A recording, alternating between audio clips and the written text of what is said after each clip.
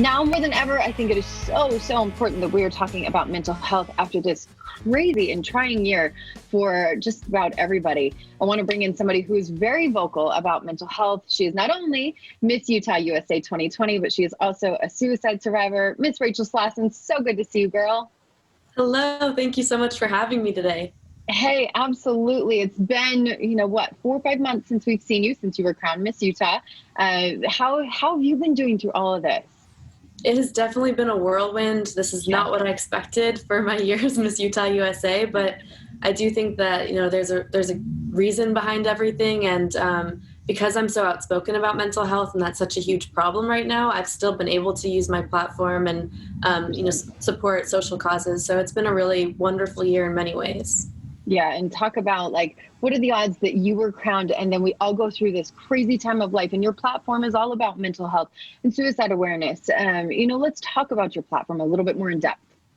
Yeah, so my actual platform title is I Am Why, and that is basically because when I was struggling with suicidal thoughts and also questioning my sexuality and just going through this huge identity crisis as a teenager, I would always ask myself, why am I even here? And after I was hospitalized from a suicide attempt, that's when I had this sort of realization that I am the reason that I'm here and that I'm the only reason I need to have a happy and successful life. And so I stopped waiting for someone to come save me and started really prioritizing my own self-care and my own mental health first and foremost. And so that's what I teach and encourage other people to do now.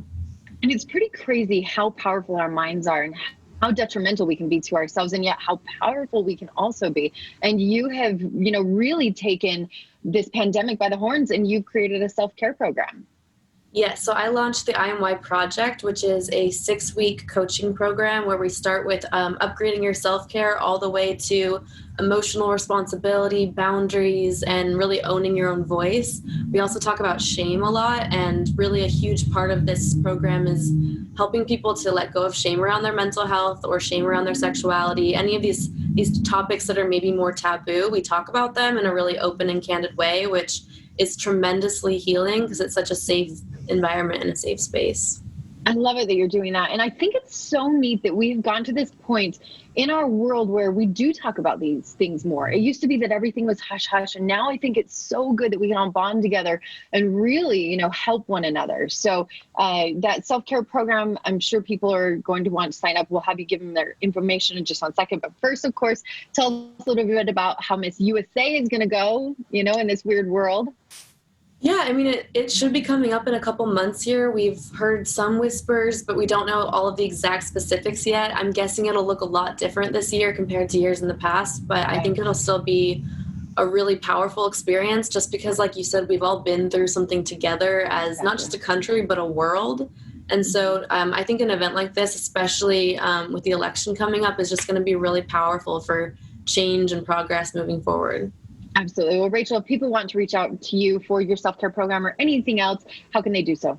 Yes, so if you go to my Instagram at @saltyrachel, there's a link in my bio where you can apply for the last workshop, which launches September 6th. So it's coming up very soon.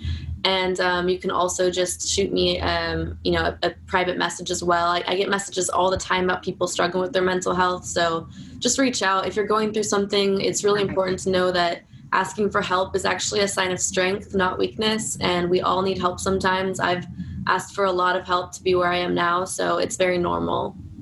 Absolutely. Well, Rachel, so good to see you. Thank you for being such a strong voice. And I want to be cheering for you the next couple months. Thank you so much.